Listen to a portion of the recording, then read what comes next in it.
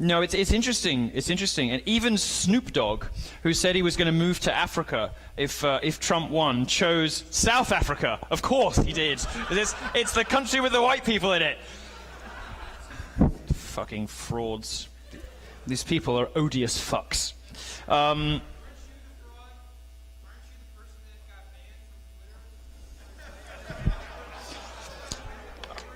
right, Pumpkin, let's go.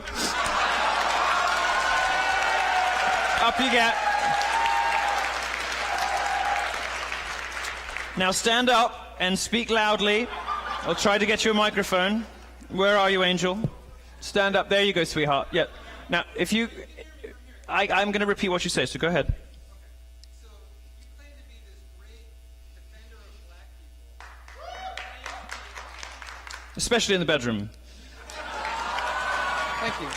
You claim to be this defender of black people, right? Yes. You claim to abhor racism in all its forms. Your whole talk, right, this whole discussion is about how liberals are the real racists, right? Isn't this true? Do you have a question? However, yes, what I want to know is how do you... Shh, let him speak. He can embarrass himself without your help. How do you claim to be the anti-racist, the one who's calling out all the racists? Yes, get to the question, sweetheart. Just be patient. I'll get there. Okay? When you're the one who incited your followers on Twitter to attack Leslie Jones, the star of Ghostbusters. Oh. Excuse me. Poor Leslie. With a storm of racist tweets. Okay, I think I understand. Her to a gorilla. I think I understand the broad thrust of your question. My turn. How can you justify all this defense of Black America and claim to be the savior of black folks when there is not a single black person in this audience? You're in the largest... Oh, there's one! Oh, there's one! You brought one. You found one black person in a city that's has the largest black population in the state to come to your talk. So why aren't there more black people here if you're such a defender of Black America? All right, we have two. Explain why you were banned from Twitter. We have two questions in there. We're going to address both of them for you. Thank you very much for your question. Thank you for listening to him relatively respectfully. Why don't you sit down, Poppet, and I'm happy to address both things. Stop it. Stop it. Alluding to me as some kind of viper about to strike. I'm going to be lovely. I'm going to be very nice. First of all, stop believing what you read in the press. What I did... you should have picked this up by now from whatever terrible blog you read, whether it's Vox or Mike or BuzzFeed or God, not Gawker anymore, thank God. Sorry about that. You should have picked up by now the media doesn't always get everything right. For instance, the last election.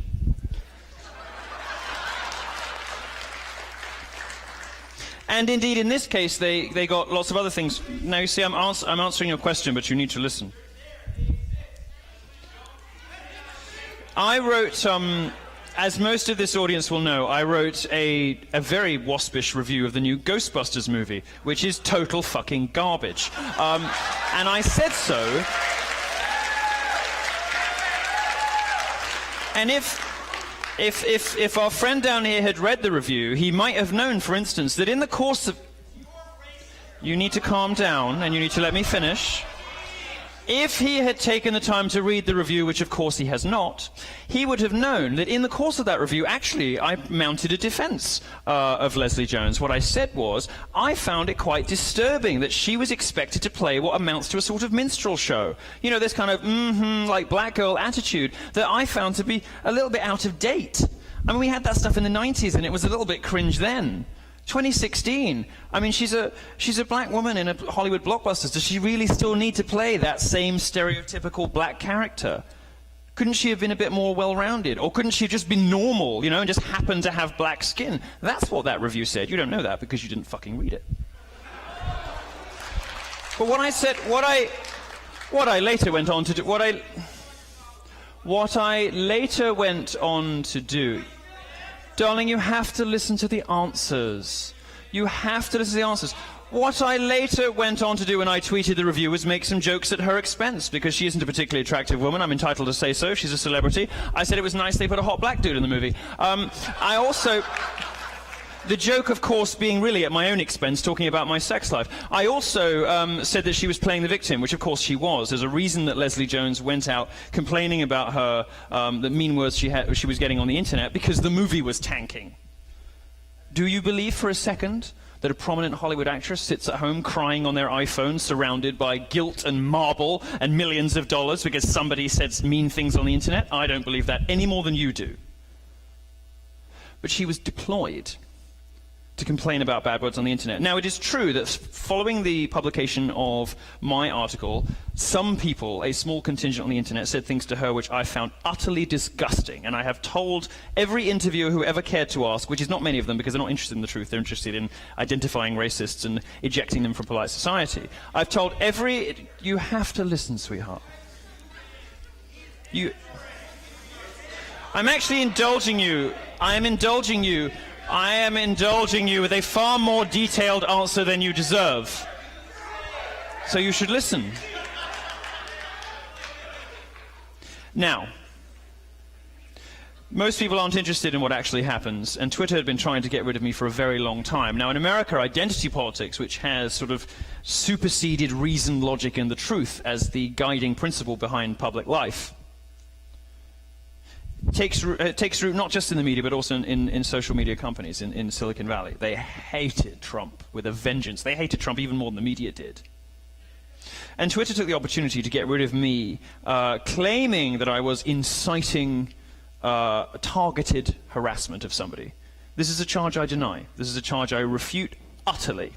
I am not responsible for what hundreds of thousands of people on the internet tweet. I am responsible for what I tweet. Would the same people who claim that I was responsible for inciting harassment of Leslie Jones, as though she gives a shit what I or some random avatars on Twitter have to say about her, would the people complaining about that hold Justin Bieber accountable for the death threats sent to Selena Gomez? Would these people hold Beyoncé responsible for the death threats that her fans sent to Taylor Swift? Would these people hold any other person in public life responsible for the actions of their fans? Or is it more likely that there's a double standard at play when it comes to libertarians and conservatives that means that no matter what you do or what you say or how...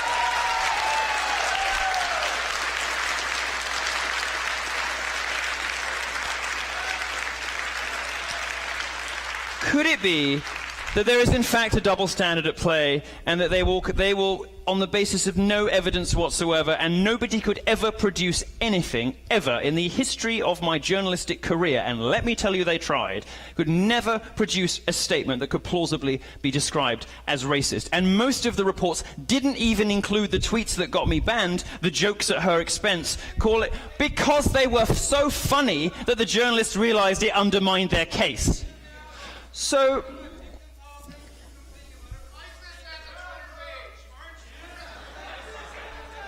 I'm not able to hear you because you're yelling again, but... So that's the answer to the first... Oh, dear. Are you joking? I don't think I'm a victim. It's the best thing that ever fucking happened to me. Are you kidding me? I wouldn't take my Twitter account back if they begged me. Are you kidding?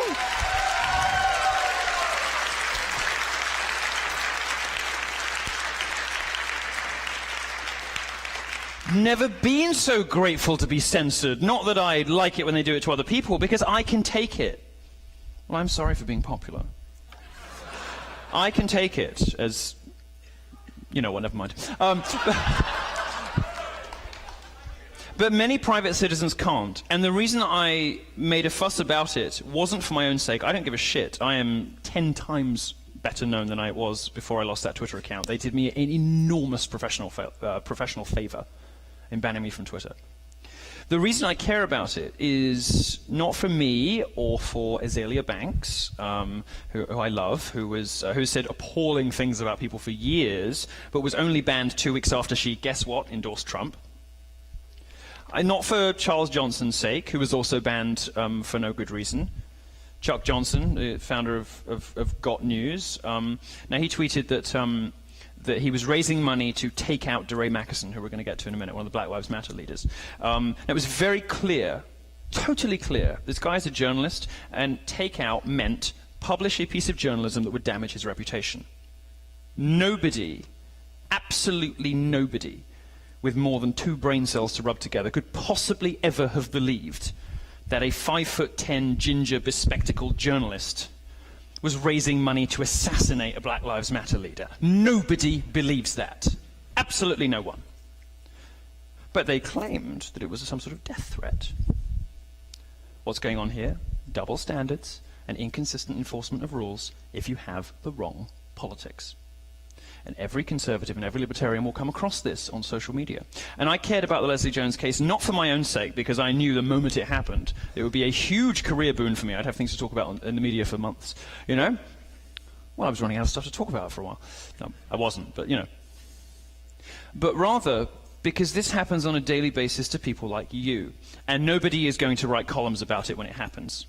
All you will discover is that you lose your Twitter account. You lose your voice. You lose your ability to express yourself. You lose your ability to express perfectly respectable, reasonable, mainstream opinions that should be inoffensive to the majority of America, and you lose your ability to share your points of view with others because you have the wrong politics. And it's going to happen to you. It's going to happen to all of you. It's already happening on Twitter. I mean, there's now a concerted campaign on Twitter to get Donald Trump banned. You know, and the media is kind of complicit with this, and Twitter has a long history of rolling over when it gets too much bad press from the left. It might happen. The network will go. The Twitter will die even faster if they do it. Imagine it, banning the president. But it might happen. And this tells you something about the stupidity and lunacy of Twitter and why that happened. Let's move on, shall we?